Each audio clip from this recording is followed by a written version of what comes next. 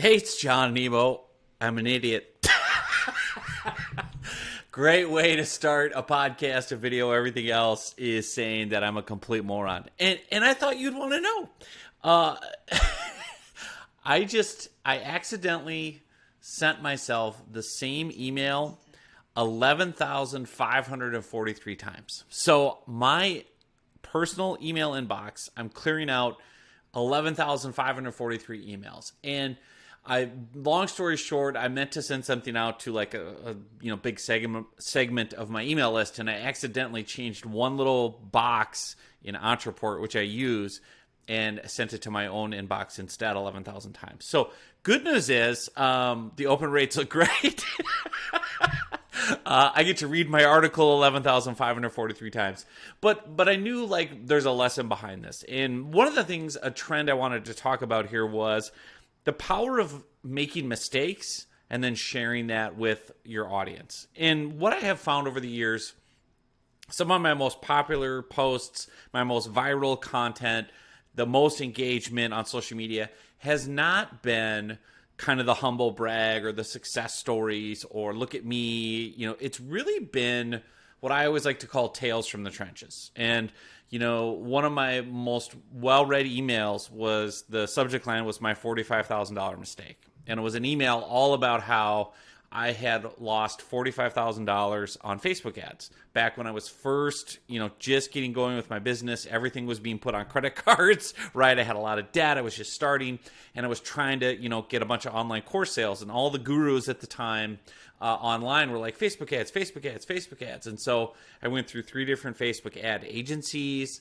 I spent money I didn't have. I did, all this creative, and I got 0 course sales, right? And so there was obviously a lesson in that, a painful lesson. And I found that, why this works so well to share these lessons, these tales from the trenches. And again, not in the sense of woe is me and making it an episode of Oprah or Dr. Phil, but really sharing it from the sense of like, listen, I'm human, I'm authentic, I'm real. You have to understand that when you're presenting yourself online, presenting your brand online, people are looking at you and trying to figure out if you're a real person or if you're perfect. Because if the image you give online is always, I've always got it all together, #blessed, my kids are perfect, look at our back to school photos, never have a bad day, yay, like that's not real. Like that's not real. And I think one of the great things that I've learned with my own personal brand and with marketing and with being in front of people is understanding this dynamic of there's so much phoniness online, and it really can make people feel bad. Like I will fall into this where I will compare myself to my real life, whatever mess I'm in with business, work, whatever. I will compare that to the social media posts that are carefully curated and polished and, spell checked and everything's perfect, of other people in my space that I'm like, why are that person? They're just killing it. Like every time I see them on, whatever social channel, everything's great. And they just broke this barrier and they, made this happen and life is easy. And there they are on vacation. And then my life is so much more complicated. And I think the reality is nobody's life is that easy. And it was really funny because I just saw a tweet from Alex Hormozzi, who's got a new book out, and he wrote, I think it's $100 million offers, $100 million leads. Like, anyway, successful entrepreneur. And he said, he tweeted, he goes, nobody's doing as good as you think they are. So stop comparing yourself. He's like, no one's sharing the truth. And that was something I learned behind the scenes as I scaled from new business owner and $60,000 in debt and credit cards and not knowing how I'm going to pay month to month and taking out home equity loans. Like that was the early days of the business. It was like, whoa, like we're on a tightrope here. And I had 3 kids at home under the age of 10, my 3 boys, my wife's not working. And it was a struggle, and it was hard because I would look out and I would see all these other people saying how easy it was, and it wasn't, right? And what I found is when I started to get behind the scenes of other people's businesses through mastermind groups, through speaking at events and meeting other business owners, I started to hear the stories and go, oh, whoa, you have the same problems I do, but you never tweet about them. You never talk about them. You never post them on LinkedIn. They're never in any of your materials or videos. Like, you seem flawless and perfect. Oh, I actually feel relieved. You're not doing as well as I thought. And I met a coach the other day who had endorsements from the biggest names, the titans of industry for their book, and they had the biggest, brand name clients and all this stuff.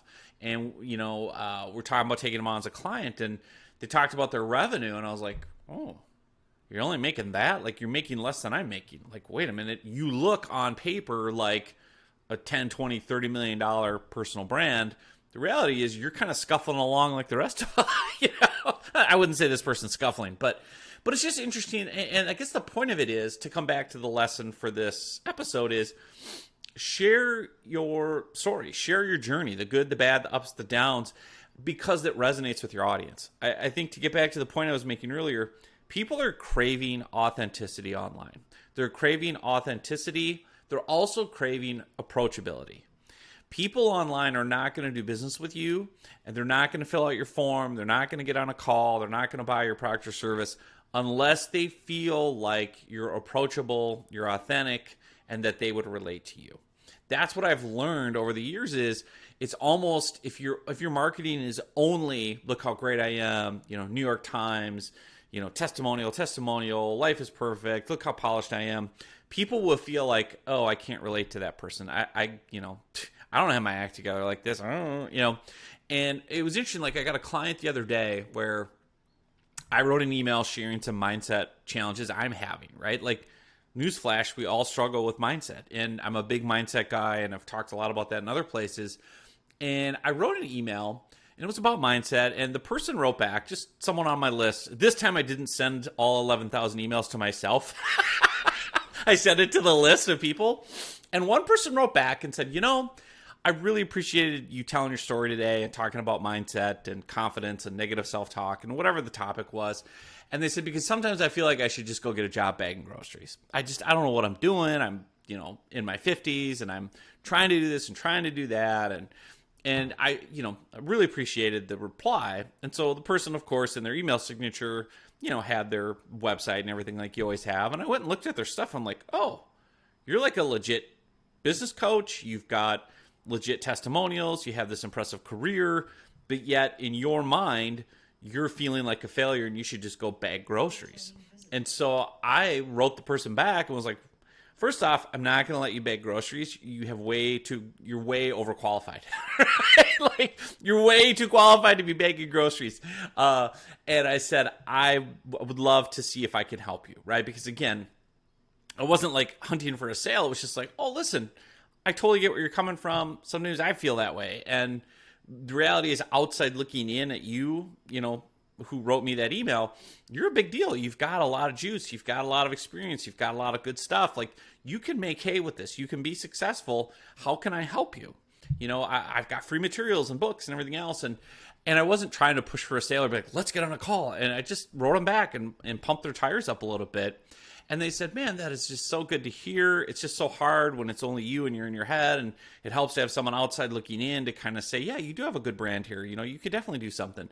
And they said, I've been on your list for a while. And yeah, maybe there's something we could do together. Can we talk? And they turned into a done-for-you client with our agency for LinkedIn lead generation. And so that was because I think in the prospect's mind, they felt like they could approach me, even though they were thinking they should be bagging groceries. The fact that I shared an email essentially saying, hey, some days I feel like I should be bagging groceries. I don't know, and here's how I work through it. And here's, examples and strategies.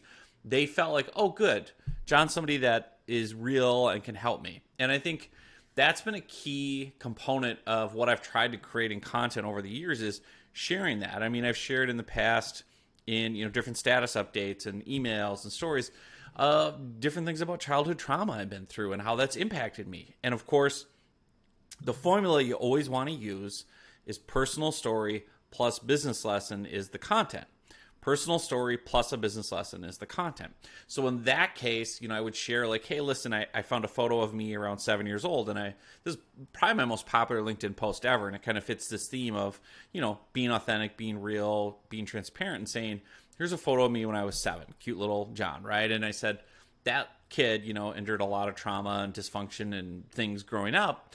And it's really impacted me even now in my 40s. And it's a struggle, right? And the business lesson in it was income improvement follows self-improvement. And you cannot outperform your self-image.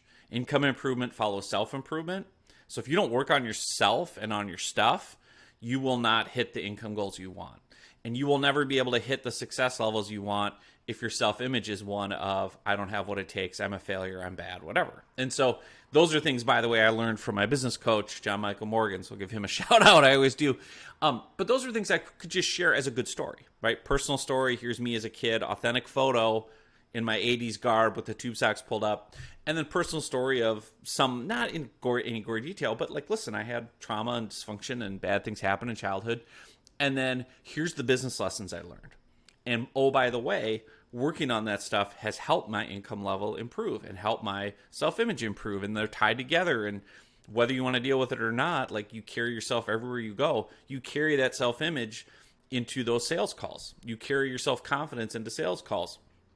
Do you feel good about yourself? Are you having good mental, place? And so that content really went viral because people were like, whoa, this isn't the normal hashtag blast here I am holding up a trophy, winning an award, or, oh, look at me, another testimonial accolade. It was like, oh, you're a real dude. Like, you're a real person.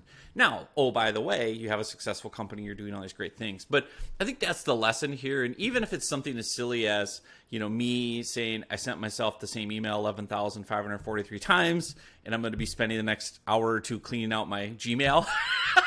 It's such a pain because it's mixed in with like work emails. So I can't just like select everything in the inbox and delete it because I have work emails in there and I'd have to fish them out and, whoa, boo-hoo, poor me. But the idea is a couple of things. One is be self-deprecating, laugh at yourself. That's a big part of my personal brand, is making fun of myself. Somebody coined it years ago. They said, you're a walking dad joke. And I totally am. I'm a total walking dad joke, and I own it and I love it. I have the worst fashion sense on the planet and I own it. My poor wife proves every single day love is blind. And also, people relate to it. Be relatable. I think that's the key thing with your content is when you start to share more of your real life, the ups, the downs, the trials, the tribulations, people feel like, okay, you're real, you're authentic, you're transparent, you're approachable. And then they look at that piece, and that connects that emotional piece.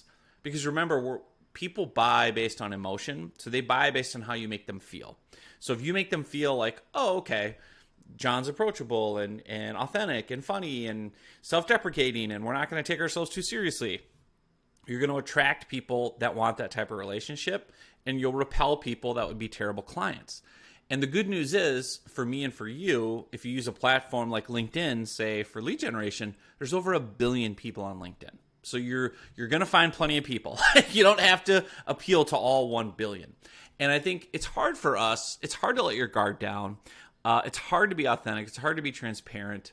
But it's also kind of cathartic because I can just be a human and I can laugh and go, yeah, I accidentally sent myself 11,000 emails. And oh, by the way, I turned it into a piece of content. I took a screenshot of my inbox of all, my inbox overflowing with the same email over and over and over. And then I turned it into a LinkedIn status update and said, you know what's awesome?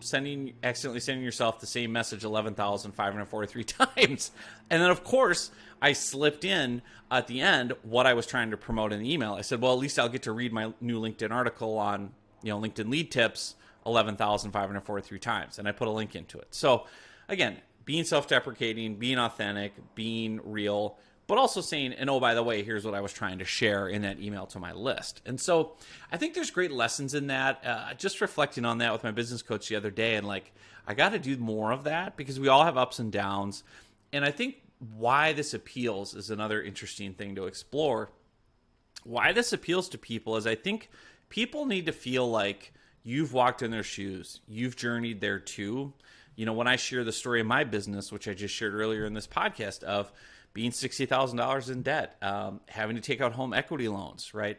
People look at the brand and the business now and go, really? Wow, I thought it was just easy for you. No, like I quit my day job with enough money for 30 days. I had one client, literally one client, and enough money for 30 days. And I, at the time, had about 30 grand in credit card debt. So, and I quit, by the way, a safe 6-figure day job. So dumbest move ever, most people would say, right? But I was like, I got to do this. Like, I had a friend at the time who said, just jump. There's never going to be a good time, right? And my personality is very much like, I'm going to just go for it, and then I can always go back and get another day job. So that was the narrative I told myself at the time in 2012 was, yeah, I'm not out of debt and I don't have it all set up perfectly and I only have one client, but as my brother-in-law said at the time, you can't ride two horses with one rear end. So like you got to do one or the other. You can't keep doing both. And so I went for it, right? And the great part of the story, of course, if you've read my book, LinkedIn Riches, is within 90 days using LinkedIn, I had gotten six figures in revenue. I'd gotten $135,000 in new business.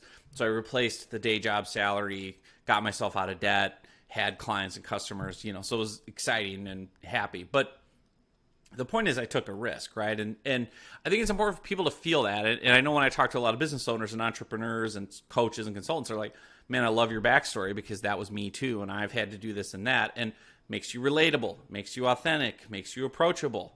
I didn't have some investor that gave me $1 million and said, here, go start Nemo Media Group. Good luck. It was like, no, man, I was in the trenches. I don't have investors. And so I also like to use it as like motivation and inspiration. And somebody I've always liked to follow, especially in the early days, was Gary Vaynerchuk, where he does a brilliant job of this. Gary Vaynerchuk, if you ever follow him or watch him, especially his earlier stuff from like 10 years ago, now he's into, VFriends and all his NFTs, and he's always pivoting around. But his early stuff from like the 2010s forward was a lot about his entrepreneurial journey and the work he put in and the risks he took. And boy, I so related to it because he was this everyday New Jersey guy, just, didn't have anything special about him other than just passion, belief, work ethic, hustle. And it was great for me because I was like, well, if he can do it, I can do it too.